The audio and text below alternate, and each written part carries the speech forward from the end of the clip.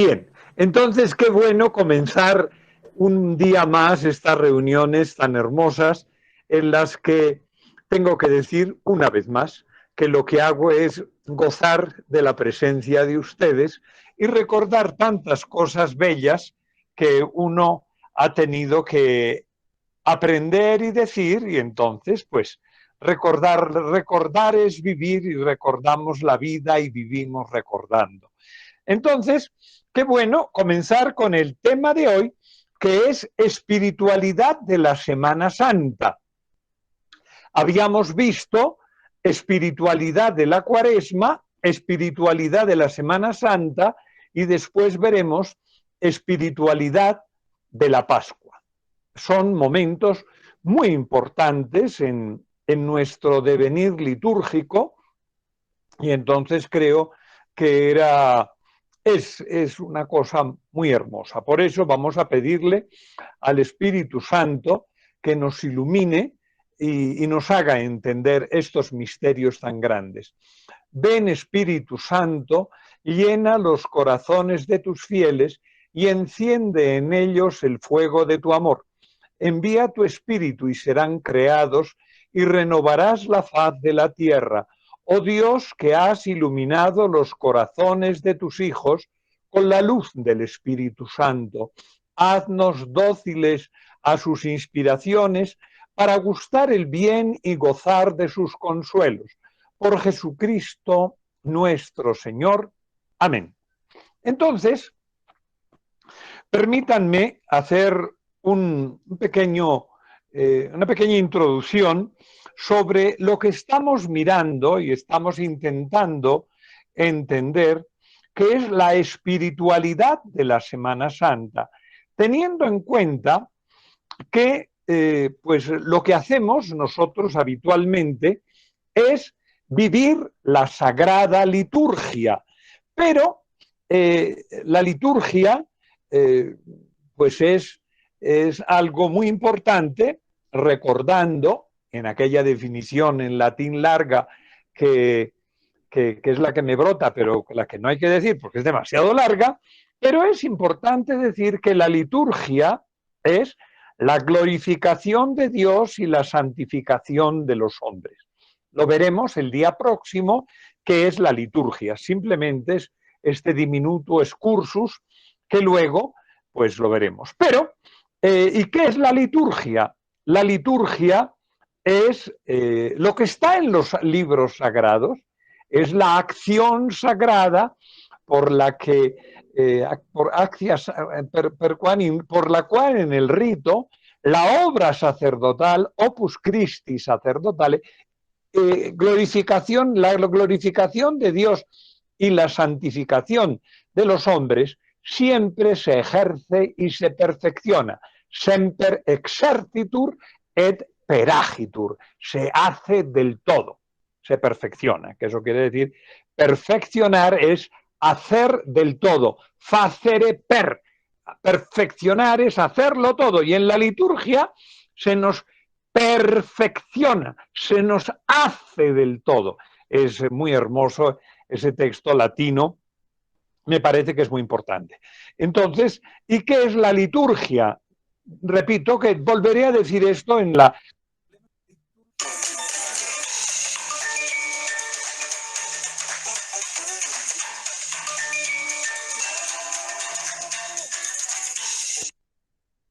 A ver, qué pena con ustedes, cuando quiere se mete una llamada y entonces se corta, pero seguiremos cortando las llamadas. Bien, entonces la liturgia, entonces decíamos que es el leiton urgon, que es una palabra griega que quiere decir la acción para el pueblo, la santificación del pueblo, que es lo que decía la traducción. La liturgia no es un paseo, ojo, la liturgia no es una obra de teatro. Usted dice, ¡ay, en la liturgia! Aunque de la liturgia, hacia el siglo IX, nacen las obras, lo que se da en llamar los autos sacramentales, que se celebran en la puerta de la liturgia, que eran obras de teatro en las cuales se escenificaba lo que se da en llamar hoy obras de teatro a lo vivo. Pues eso es como una película que puede ser muy bonita, que puede ser lo que uno pueda leer un libro, que es, pues es enriquecedor, no cabe duda, pero la liturgia es la glorificación de Dios y la santificación de nosotros los humanos. Es demasiado importante. Tenemos que tener en cuenta que eso es así, glorificación de Dios y santificación, que es leiton urgón, es la acción a favor del pueblo. Es muy hermosa esa definición de leiton urgón, que es la traducción de leiturgon, liturgia. Quiere decir que con la liturgia lo que se nos hace es santificarnos. Qué pena, seguiremos porque esto queda para el día que viene. Y la liturgia tiene habitualmente una parte, que es la parte del rito, y otra parte es la significación del rito. Como dirá Saussure, copiando a nuestro padre San Agustín, aunque no creo que lo conociera, pero es el significante y el significado. Hacemos unas cosas en la liturgia que tienen un significado. Tenemos pan y ese tiene un significado que se lo da Jesús. Y entonces es el le signifiant, el le signifié, que dice Ferdinand de Saussure, que siempre hay que recordarlo, porque copia, acaba copiando, no, insisto, no creo que le copia, porque no creo que habría conocido el libro 10 de las confesiones de nuestro padre San Agustín, pero sería muy bueno. Es en latín, o sea, en griego es leiton urgon y en latín es opus Dei, la obra de Dios, que es la glorificación y la santificación. Esa es la liturgia. ¿Y cuál es el sentido de la liturgia? Lo da la palabra. Y la espiritualidad concreta de la liturgia la da la liturgia de la palabra. Ustedes saben que ya tópicamente, y eso lo dice muy bien la Sacrosanctum Concilium, cuando tiene que haber una liturgia siempre se pide que haya una parte escriturística para que ilumine el rito que se va a llevar a cabo. Los ritos más importantes serán los que veremos el día que viene, son los ritos de la Semana Santa, y los ritos de la Semana Santa tienen un sentido y espiritualidad que es el que ahora, si Dios nos da licencia, vamos a seguir mirando.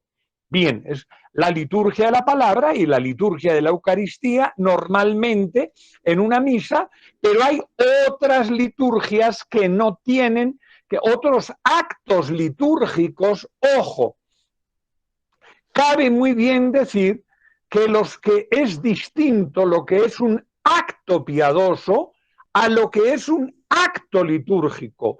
Un acto litúrgico es un acto de Dios. Es Dios presente, obrando en la actio sacra, per quan in ritus, la acción sagrada en la cual eso es la liturgia. ¿Y dónde está la liturgia? Pues acuérdense que la liturgia está en los libros de liturgia. Cuando usted coge un misal, eso es la liturgia. Cuando usted coge el oficio divino, eso es la liturgia. Tenemos la novena de San José, que es una cosa hermosísima en estos días. Ese es un acto piadoso, el cual nosotros organizamos de una manera que nos parece pertinente. Entonces, la liturgia es la acción de Dios, es demasiado importante. Bien, la liturgia pues tiene un sentido que lo dan las lecturas. Es muy importante decir esto, porque si no, uno puede tener un sentido y añadirle, ponerle, quitarle, llevarle. Qué pena. El sentido de la liturgia está en las lecturas que iluminan lo que quiere ser la liturgia. La liturgia. Me parece muy importante. Vamos a hacer para entender cuáles son las lecturas que vamos a hacer, hay que tener en cuenta que los leccionarios, lo decía el día pasado y hay que repetirlo siempre, son durante la Cuaresma los leccionarios están sobre todo en la Iglesia romana, en la Iglesia occidental, están tomados según los escrutinios que se iban a hacer cada domingo de Cuaresma. Se hacía una lectura y sobre esa lectura se le hacía al catecúmeno un examen. ¿Cómo era? Pues no vamos a pensar que tenían papel y lápiz y contestaban. Sí, pero tenía que saberse, y ahora vamos a ver cuáles son esos escrutinios, que son los que ya habíamos dicho el día pasado, que son los textos importantes. Solo voy a hacer alusión a la quinta y a la cuarta semana. En estos textos, pues, tenemos que es sobre todo en el lección A, acuérdense que los domingos están divididos en A, B y C. El leccionario C es el del domingo cuyo número, cuyo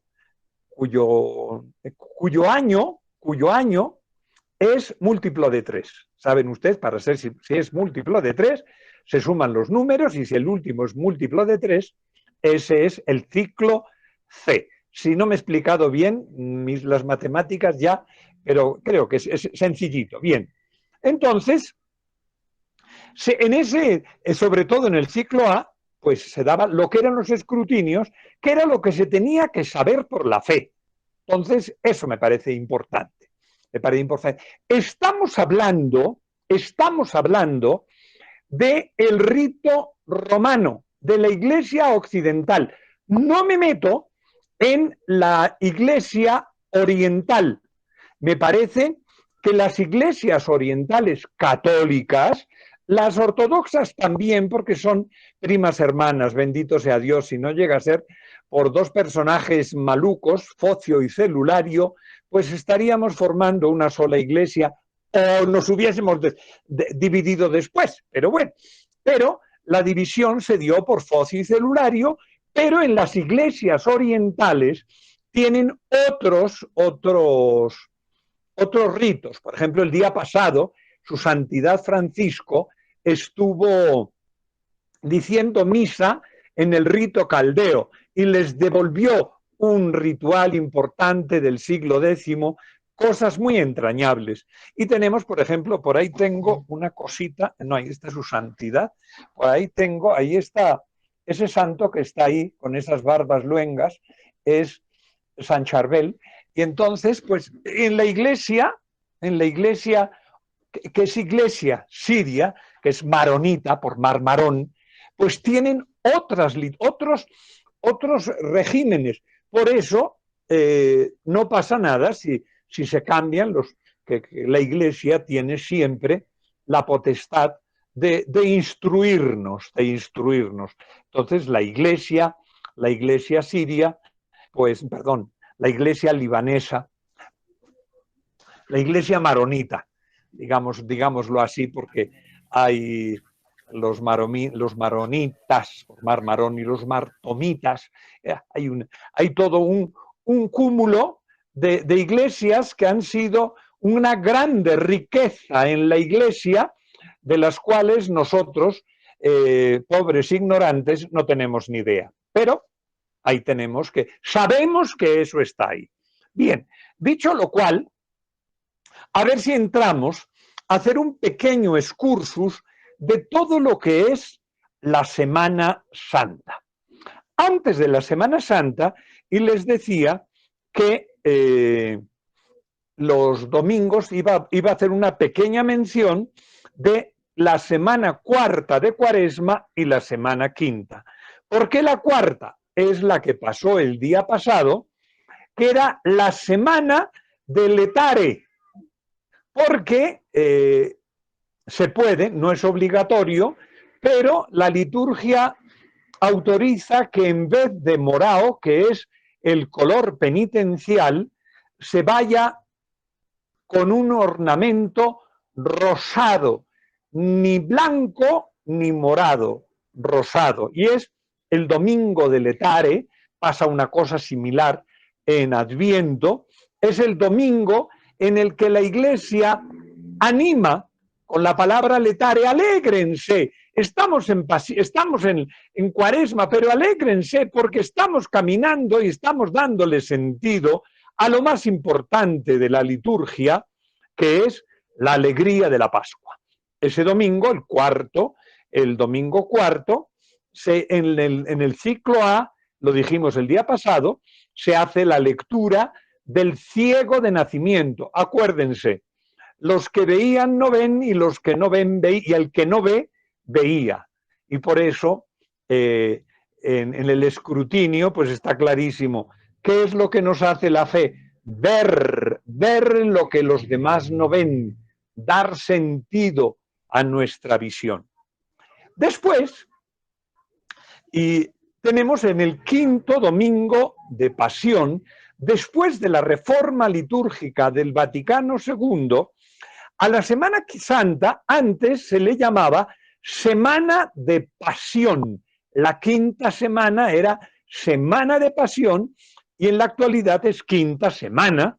Y en la Semana de Pasión había dos curiosidades. Una curiosidad que se dejó, pero sigue todavía en el misal, sigue vigente un recuerdo de aquello, porque el viernes de Pasión se celebraba el viernes de la Dolorosa.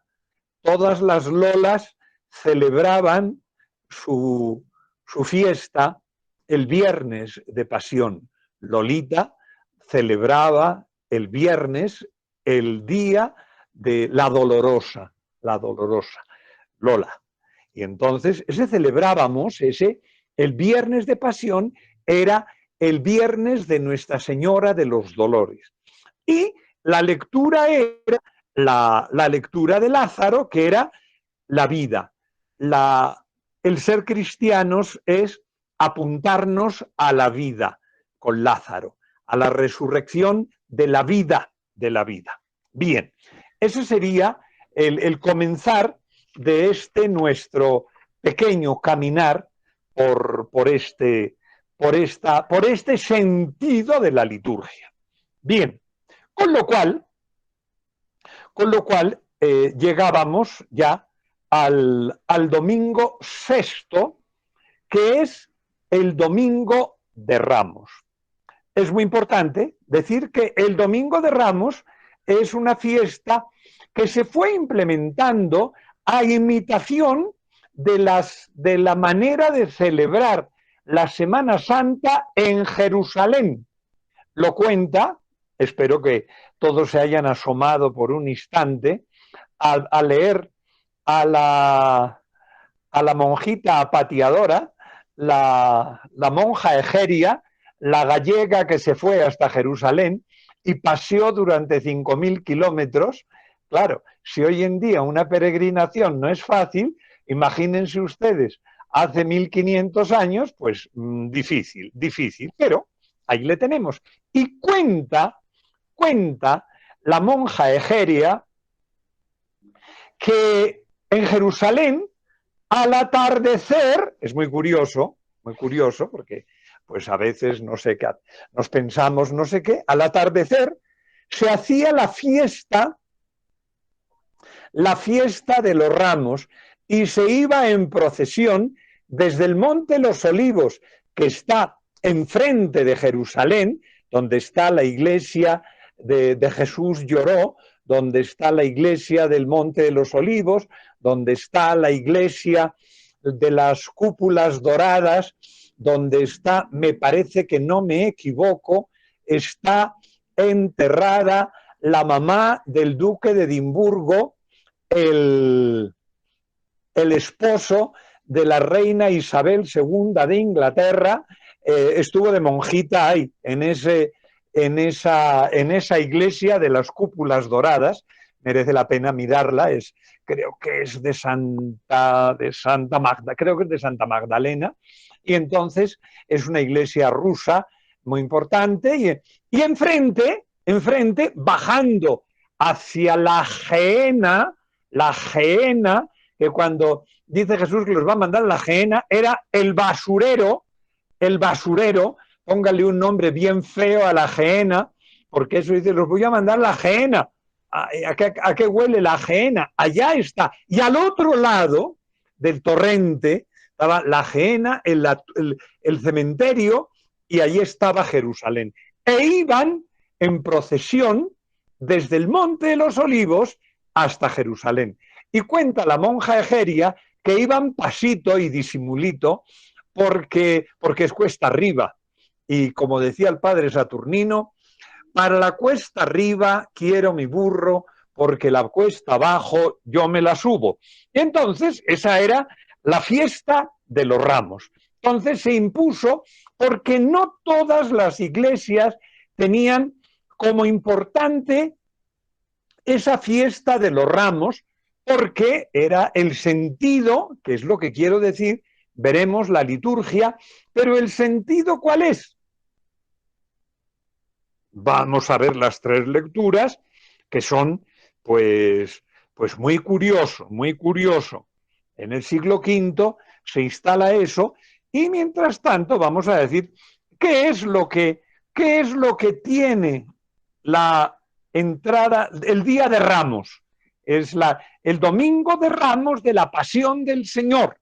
Ojito, este es el nombre de la liturgia que la liturgia le da al Domingo de Ramos de la Pasión del Señor. Y en este domingo hay una parte litúrgica, por eso decía que, ojo, la liturgia no solo es la Eucaristía, la liturgia es toda la acción sagrada en la cual nos santificamos. Y una de las acciones sagradas de la Semana Santa es esta, la procesión. Esta es la procesión litúrgica.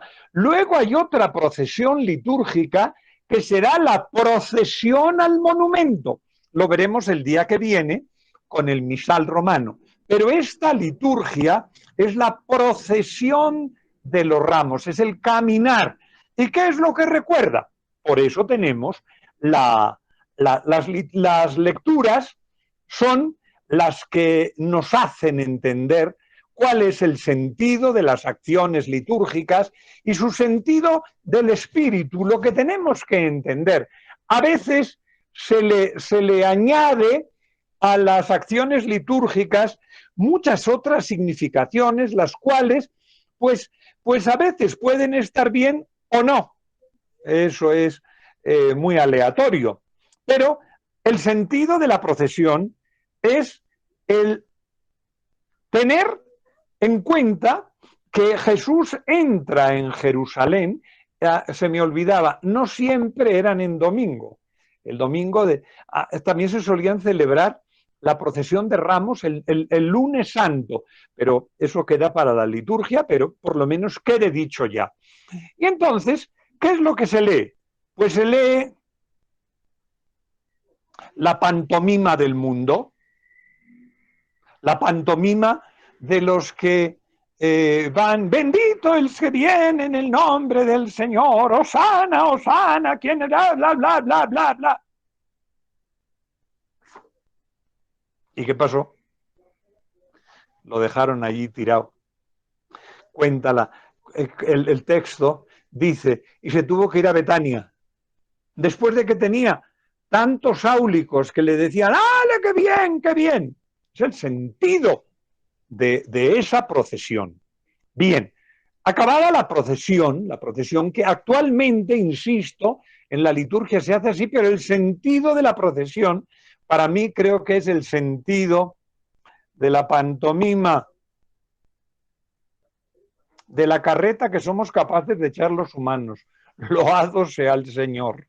Y entonces lo tienen allá en Jerusalén y le ponen y le echan y le llevan y bla, bla, bla, bla, bla, bla, bla. Bien, bien. Muy bien. ¿Algo más? y allí lo dejaron. Y entonces la Eucaristía tiene el sentido fuerte del que vamos comenzando en este tiempo de la Semana Santa, porque no tenemos que olvidar que la Semana Santa tiene una espiritualidad fortísima, por la cruz a la luz, por la cruz a la luz, per crucem lucem, por la cruz a la luz. Me parece que es el sentido profundísimo. Si no entendemos eso, nos podemos quedar en la cruz como un sentimiento, de pronto hasta sensiblería. Terrible. Claro, porque es que la cruz lo que nos lleva es a la luz. Si no entendemos eso, pues podemos quedarnos, oh, qué bonito, y podemos escuchar la Pasión según San Mateo de Bach, que es tan maravillosa, la de San Juan, que es más complicada. Lo importante es la resurrección. Y entonces, pero en estos días, la pedagogía divina lo que nos dice es que Jesús va a morir, y es lo que nos dicen todas estas lecturas, las cuales espero tener tiempo para siquiera mencionarlas. Bien, hay un texto que nos va acompañando, dos, del Antiguo Testamento, los textos de Isaías, de el siervo de Yahvé. Son unos textos supremamente misteriosos, donde Isaías, 500 años antes, va viendo que hay una persona, que hay alguien que nos va a salvar mediante su vida, el siervo de Yahvé. Y la otra lectura, que es el Nuevo Testamento, la Pasión, que es el cumplimiento de lo anunciado por Isaías en el siervo de Yahvé. Es muy hermoso. Y así tenemos, en esta primera lectura, leemos el cántico, el tercer cántico del siervo de Yahvé. Entonces, hay que leerlos, me parecen hermosos, ahí por el capítulo 50, muy hermosos, porque lo que hacen es tener como premonición cuál iba a ser la manera de comportarse Jesús, cómo Jesús va a aceptar sobre su espalda todo lo que merecía la humanidad y nos redime aceptando en su carne nuestro pecado. Y este texto, este tercer cántico del siervo de Yahvé, dice que no escondió su rostro a los que insultaban y le escupían. Es bonito. Me azotaron las espaldas, mesaron mi barba, traducía el texto aquí, arrancaron mi barba, me jalaron de las barbas, lo insultaron, lo escupían, que era Jesús cuando estuvo con aquellos sayones en el Lisóstrotos, allá en la Torre Antonia, donde vivía el bueno, el pobrecito Poncio Pilato. Esto es lo que nos narra Isaías. O sea que estamos entrando en el cumplimiento de lo que profetizaba el siervo de Yahvé. El salmo es un salmo apodíctico, es hermoso porque es el salmo que dice Jesús, este salmo, que es el Salmo 22, que Jesús probablemente, dicen los que saben, que habría escrito, lo habría dicho completo cuando estaba en la cruz. Dios mío, ¿por qué me has abandonado? Teniendo en cuenta que lo dijo en hebreo, que no en arameo, porque los que estaban allá, que no hablaban el hebreo, era la lengua culta, y Jesús lo dice en la lengua culta. Elí, Elí, lama sabactani. Y el que está abajo, que no le entiende, le dice, uy, está llamando a Elías. No, no era Elías, era al Señor. Elí, Elí, lama sabactani, el li, Dios, Dios, Dios mío, el, Alá. Es la raíz L, es la raíz semita. Bien, entonces ese texto, a este siervo de Yahvé, que lo están machacando, pide a Dios que lo libre.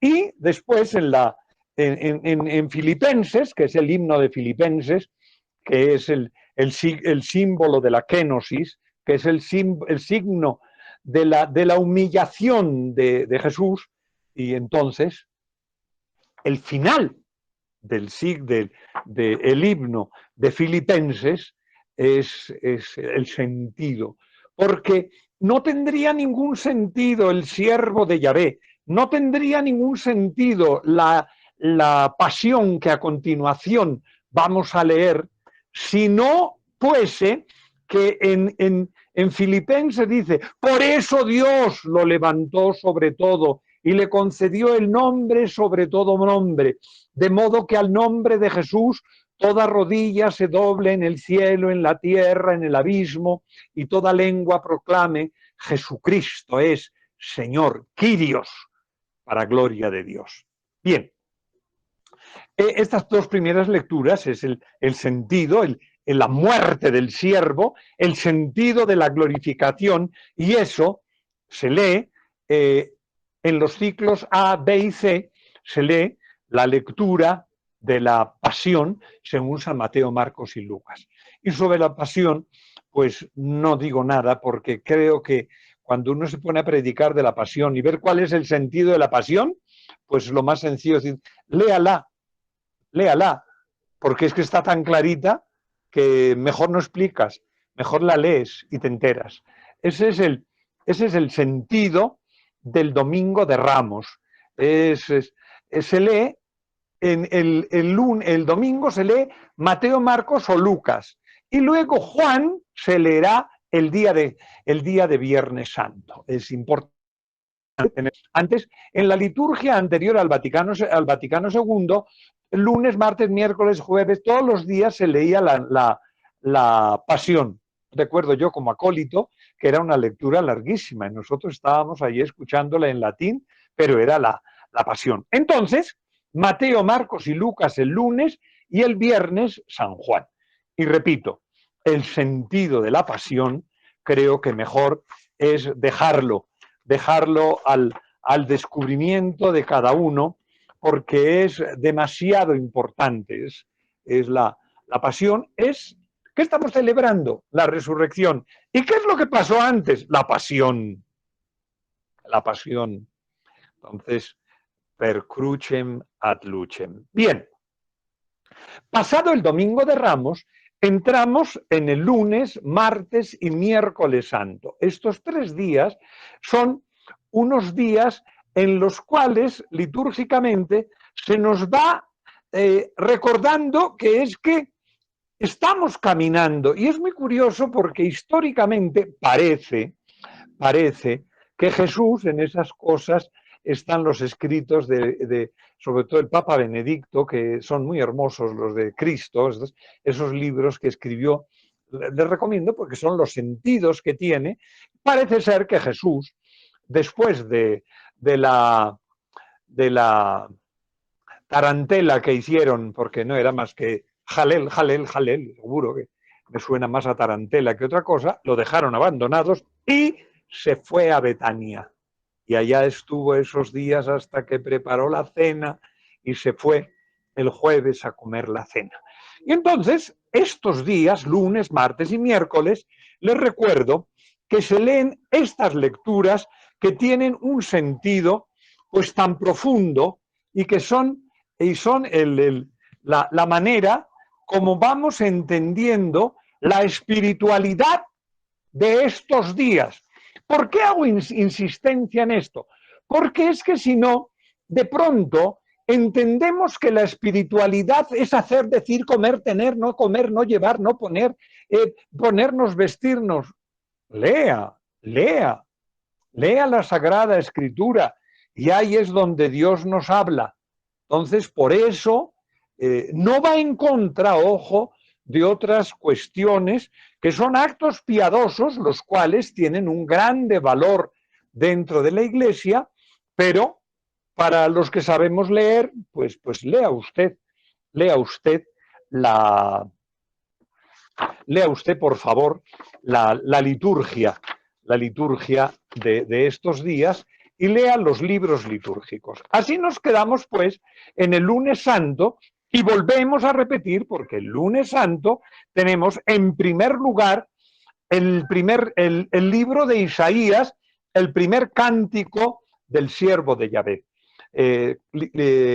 Capítulo 42, lean los siervos de Yahvé, es que es una preciosidad.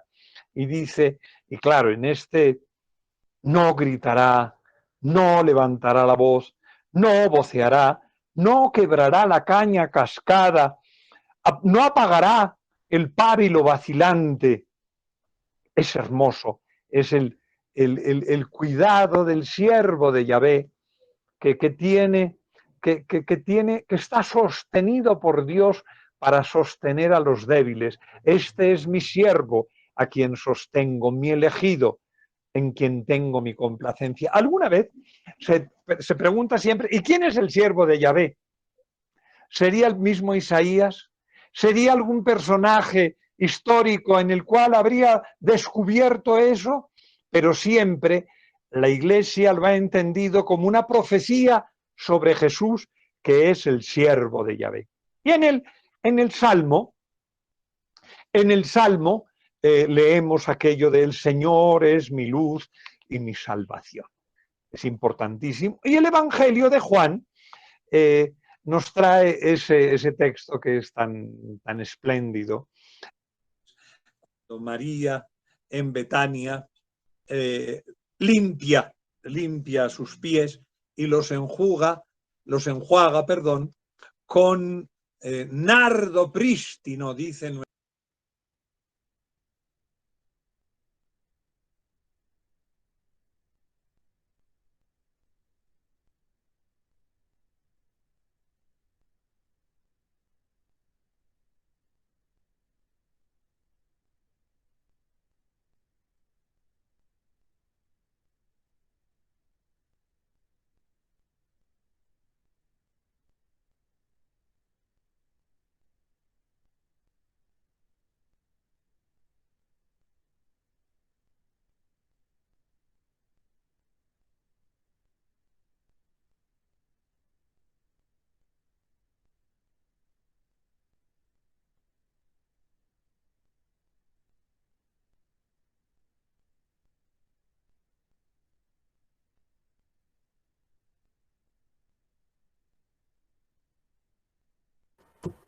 Tenemos un momentico, creo que se le apagó el teléfono al padre.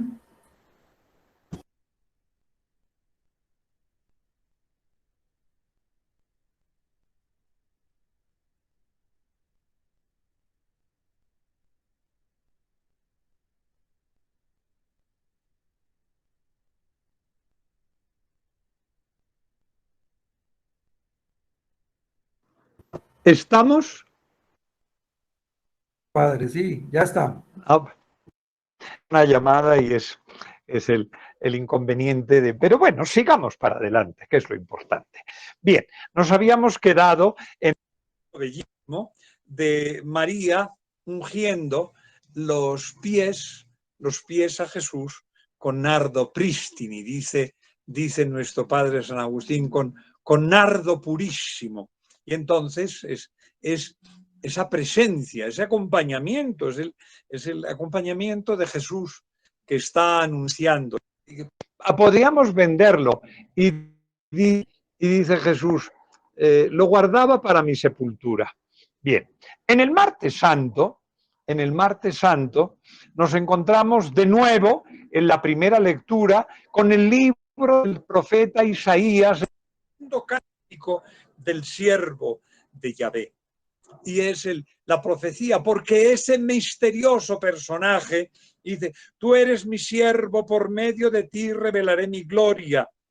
Y lo cuenta todo, dice, escuchen los países, presten oído, el Señor me llamó. Y es que el siervo de Yahvé es el que está destinado a la santificación. Bien, como texto del Salmo es: narraré tus victorias, porque eso es la acción de llevar la victoria. En el Evangelio de Juan se lee ese texto tan trágico de la última cena, cuando dice: uno de vosotros me va a traicionar. Es el ambiente en el que está la Semana Santa, es el sentido y la espiritualidad de la Semana Santa. Qué bueno entender que Jesús es traicionado por nosotros. Bien, el miércoles santo, y son esos 3 días, lunes, miércoles, es los que la liturgia nos va poniendo en sintonía a lo que va a suceder. Y entonces, en la primera lectura, volvemos a leer el tercer cántico del siervo de Yahvé, y es aquel texto tan duro que vuelve a narrar la historia de Jesús. No escondió su rostro a insultos ni a escupitajos. El Señor me ayuda. No me he quejado los azotes de la espalda. No he puesto resistencia. Es el siervo de Yahvé. Es el siervo de Yahvé, que es Jesús. Bien, entonces, después tenemos el Salmo, que es: soy pobre y malherido, que hace eco al texto del primer del cántico del siervo de Yahvé. Y después, como el Evangelio para el día es el texto de San Mateo, y donde dice: qué cosa tan terrible, es el ambiente anterior. Judas Iscariote, que come, y como dice el texto, y después detrás de él entró el demonio, se amanguala con los capirotes del poder, y se transa en 30 monedas. Qué bueno. Y entonces se prepara la Pascua. Es, como digo, estos tres días nos dan las lecturas la espiritualidad de lo que está pasando. Ojo, bien. Tenemos una fiesta, o tenemos una acción litúrgica que no se suele participar, pero porque no necesariamente se hace el día de Jueves Santo, porque la misa crismal se puede hacer, así lo dice la liturgia, el día de Jueves Santo en la mañana, u otro día que crea conveniente el señor obispo, que es quien bendice los óleos sagrados, que es el óleo, el sagrado crisma, el óleo de los enfermos y el óleo de los catecúmenos. El óleo de los enfermos se puede bendecir siempre que se va a dar una unción, pero el sagrado crisma y el óleo de los catecúmenos, ese tiene que ser bendecido por el señor obispo, y son para las unciones del bautismo, de la confirmación y del orden sacerdotal. El primer texto es la misa crismal, es el texto tan hermoso de Isaías: el Señor me ha ungido y me ha enviado a dar la buena noticia. Ese es el texto de Jesús, ungido, Christos. Bien, el texto del Salmo es: cantaré eternamente las misericordias del Señor. Y el texto la segunda lectura es el Apocalipsis: Jesucristo hizo de nosotros sacerdotes. Somos todos sacerdotes. Esa fiesta del Jueves Santo tiene una fuerza especial. Y en la lectura del Evangelio es la misma, la réplica de la primera lectura que hemos escuchado de Isaías, cuando Jesús está en Nazaret y dice: hoy se ha cumplido sobre mí, el Espíritu del Señor está sobre mí, porque me ha ungido, porque me ha enviado. Es muy importante. Dicho esto, entramos, aunque el tiempo está así como ya muy cortico, pero permítanme hacer una visión supremamente sucinta de los textos del jueves, del viernes y del sábado. Solamente permítanme leer el resumencito que tengo, aunque me parecería muy importante hacer algo más, pero es el siguiente. El Viernes Santo tiene unos momentos sublimes porque se comienza el triduo pascual, jueves, viernes y sábado. Sábado es sábado en la noche porque el jueves nos promete, el viernes lo matan y el viernes resucita. Eso es el triduo pascual. Y el sábado, el domingo en la mañana, ya ha resucitado, ya no está en el sepulcro. Bien, en el Jueves Santo tenemos la primera lectura de la misa del Jueves Santo, tenemos la lectura del Éxodo, donde se explica qué es la Pascua. El Salmo dice, comulgaremos en la sangre de Cristo.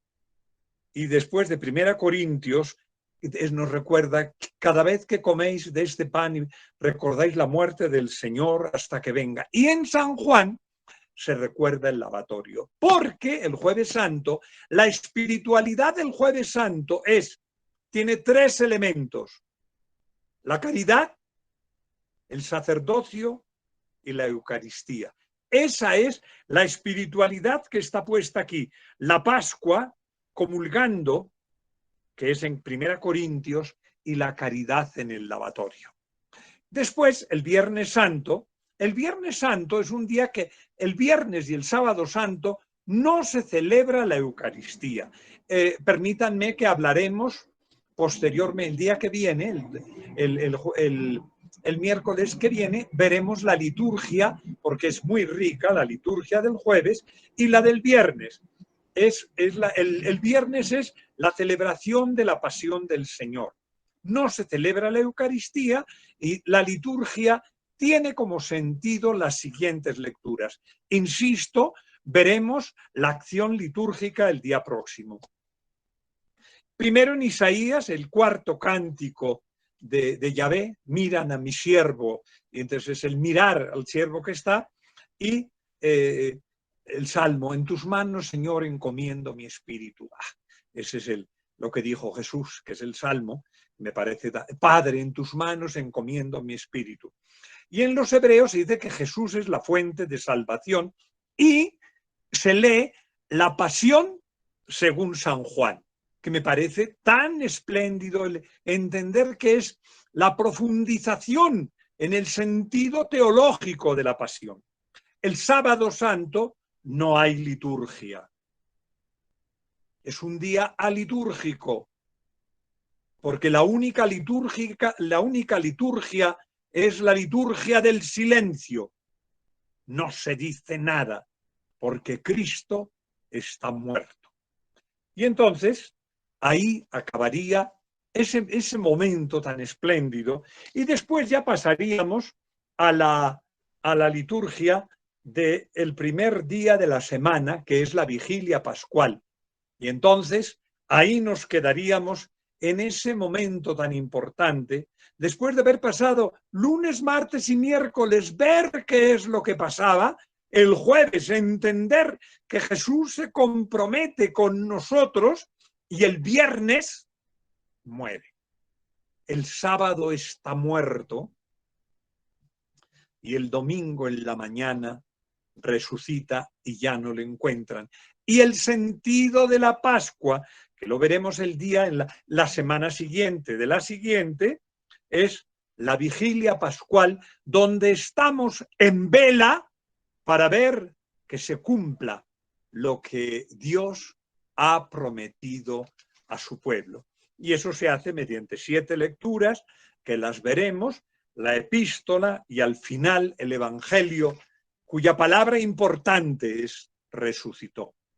El otro día el señor Gosaín, que es un gran literato y es un gran hombre, pues hizo un excursus que estaba dando clase a periodistas y dijo: la mejor narración es la de la pasión y la de los evangelios, porque no pone epítetos ni sobrenombres, ni se arrodilla ni hace cosas raras. Dice: resucitó. ¡Pah! Como decía Zorín, el verbo, si está bien, no necesita adverbios. El nombre, si está bien, no necesita adjetivos. Jesús resucitó. Jesús resucitó. El nombre propio y el verbo. Quiere decir la acción maravillosa de Dios salvando. Quiera, Señor, hacernos entender estas cositas, las cuales con mucho cariño seguiremos viendo, si Dios quiere, el día jueves, el día miércoles próximo, veremos el contexto litúrgico en el cual sucede todo esto. Gloria al Padre y al Hijo y al Espíritu Santo, como era en el principio, ahora y siempre, por los siglos de los siglos. Amén. Muchísimas gracias.